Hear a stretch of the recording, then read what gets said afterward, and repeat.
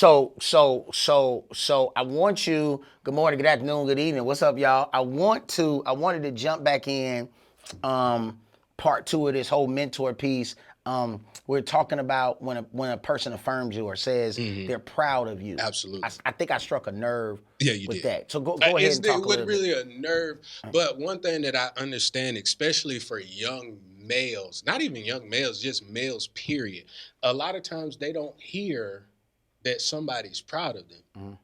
Sometimes and I know that for a little bit, I went through this myself. They think that their worth comes from the work that they do. And if that work isn't appreciated, Absolutely. Yeah. They don't feel worth anything, which is why you get that lash out, which is why, you know what I'm saying, they get into society and they don't feel like they fit in because they feel like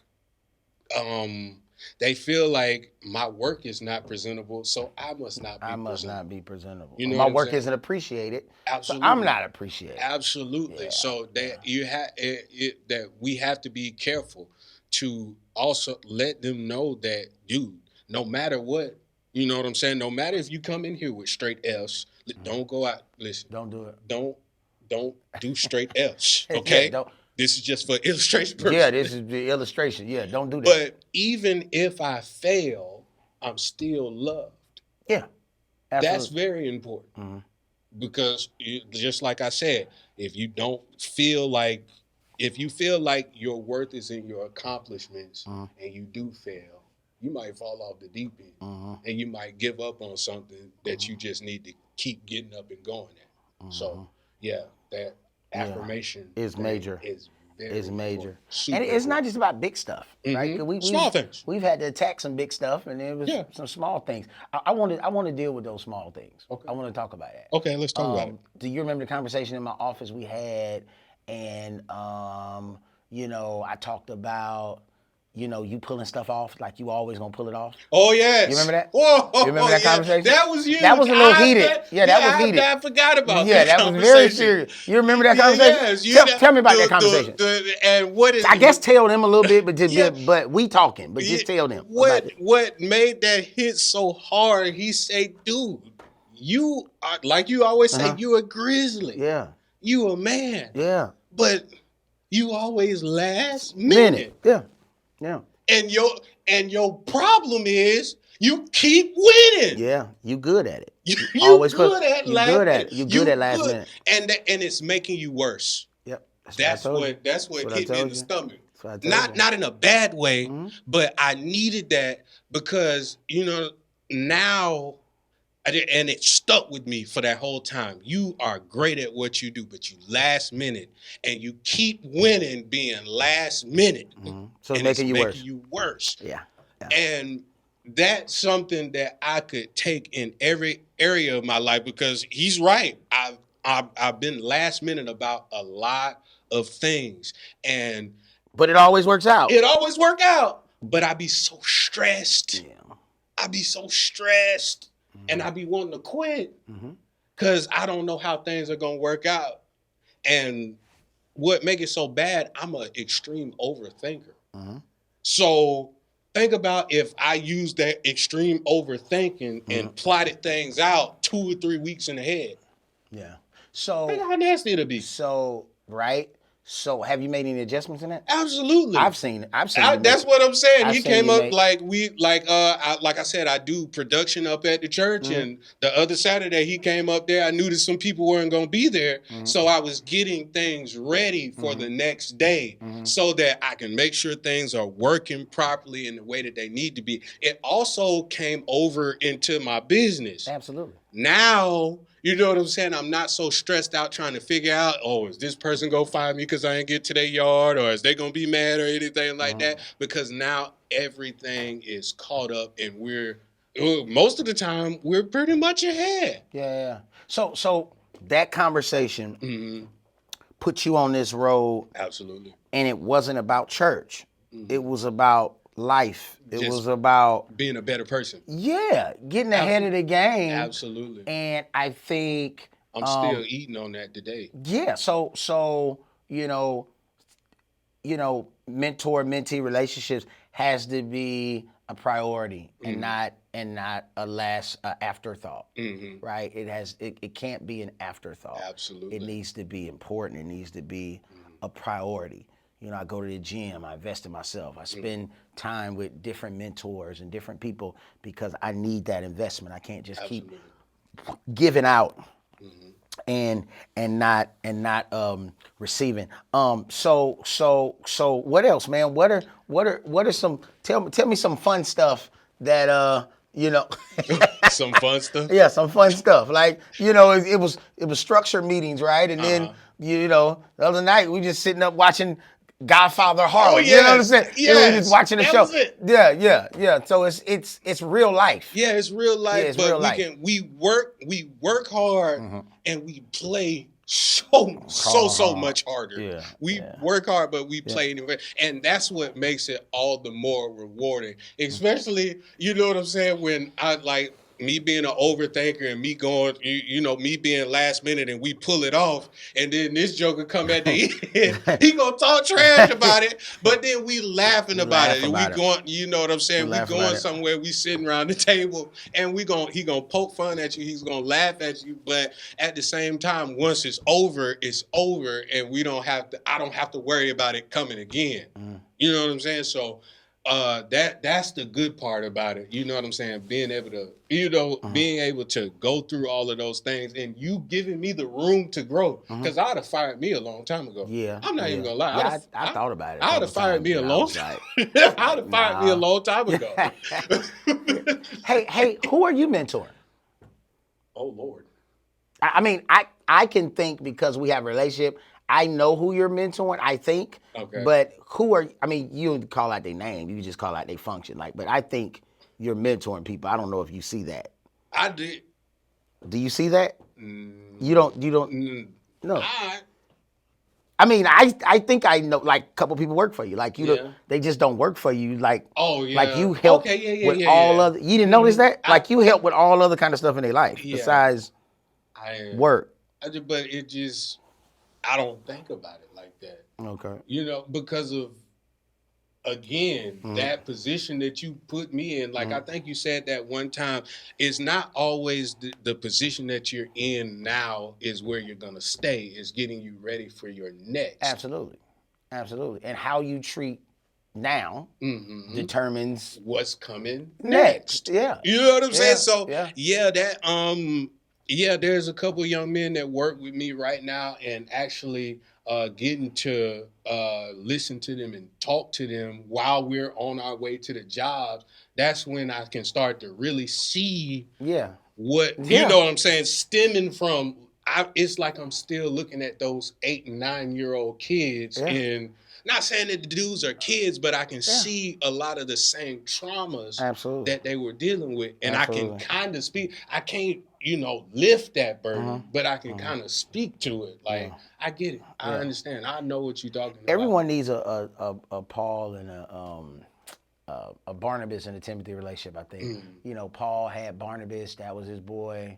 It was all good. But then he had Timothy, which is his son, somebody that he responded. And everybody should have somebody, that they're listening to, somebody's, right?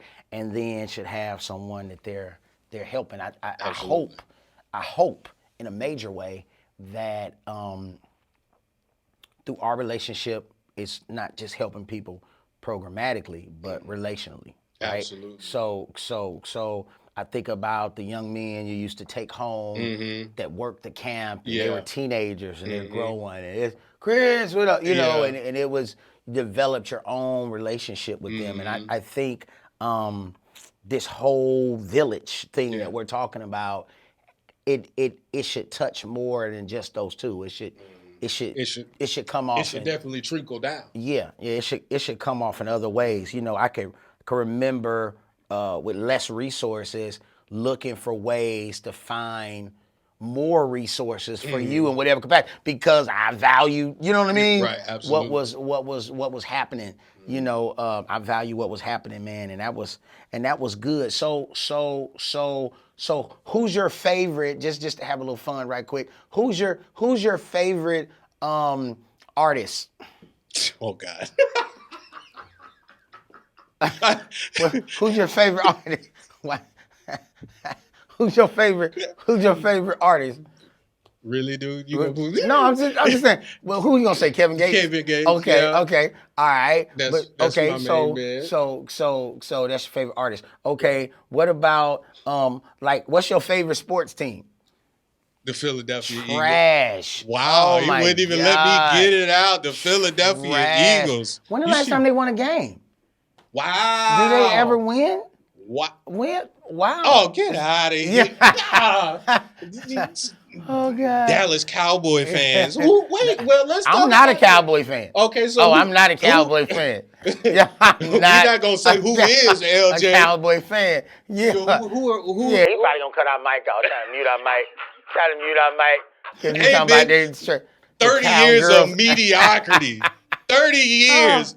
Ain't been to a Super Bowl since I was 6. Jesus was a 34. baby. Right. Come on now. Moses Yeah. Moses was coming around the mountain when the last time they went to Super Bowl.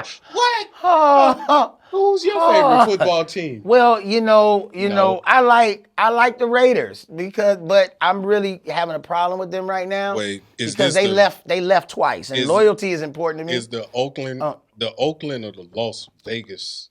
Where they at now? They in Vegas now. But they got a pretty stadium though. That's a pretty stadium to lose in. They got a lot of glass around it. Yeah, it's a pretty stadium to lose in. Yeah. When the last time y'all won a Super Bowl? I don't even know. That's bad. Yeah, I think we about 4 or 5 years ago. Oh, okay. We still in the talk. Oh no, nobody really talks about the Eagles. Yeah, they have nothing good to say. Oh wow. Oh, about that. That's because everybody hate on the Eagles. Okay, that's what it do. Yeah, it's hate. Wow. They don't want. Yeah, we're gonna switch subjects because you're gonna stay here. Yeah, I'm gonna stay here because y'all not gonna disrespect the Eagles. You know what? I think that segues into the last part of this conversation. Okay. Loyalty. I think that segues to the last part of this conversation, which is loyalty. Mm-hmm. What you think about that? What's up with loyalty? What is loyalty? I know what loyalty means to me. What is it? What does it mean to you? Man, that is the backbone of any relationship. You know what I'm saying? I got to know that you are the same person in front of me or out of my presence. Yeah. Like, ain't nobody say nothing crazy. Let me tell you something. Can't nobody they say stuff crazy all the time. They say it around somebody else, but they don't say. All right. Somebody put a post up a while back. They was talking about, somebody saying something behind their back, and the person came back and told them, they like, well, what did you say? What did you say? What were you doing? Right. While they were why did you hear all of that? Right. Yeah. So yeah, man, loyalty is major. That's huge. Loyalty is major. Can't nobody pay me enough. Yeah. So loyalty is major, and I'm not just talking about it in a working relationship. I'm talking about in a mentee relationship. Like loyalty is major. Like we don't say that we're gonna keep this to ourselves and then go out and then be talking trash. Yeah, or just share what's not supposed to be shared. Absolutely. Right? Come on. It's not anything top secret or sinful, but at least it's major. And I think this generation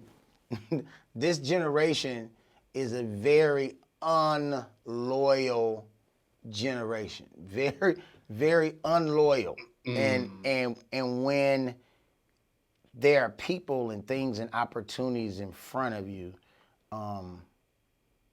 value them. Somebody's loyal, value them. Absolutely. Yeah. You have to.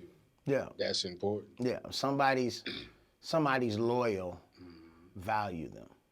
Because like I said, loyalty is the backbone of anything. That's how I know what I can invest in somebody based on loyalty. If I know that if I give you this and you just gonna run to the next person and try to get it from them, what we doing? Yeah, I watch how people treat people. Absolutely. People really watch how people treat people. Absolutely. Yeah, I made a post today. I was like, be nice. Be nice. Be nice to people. That's the post. That's the post. That's what I put. Be nice. Be nice to people. Absolutely. It goes it goes a long way. Mm. Man, it's been cool chopping it up with you, man. We're gonna have bucked to you do the this first time. again. I bucked you the first time. Yeah, you do that. You do buck. You still got bucking in you. It ain't all out you. Yeah, a little bit, but because I'm better with my schedule, I'm better with time. Now you was able. I was. I'm glad you was able to get me on your schedule, man. You see how I tied that in? Yeah. You know what I'm saying?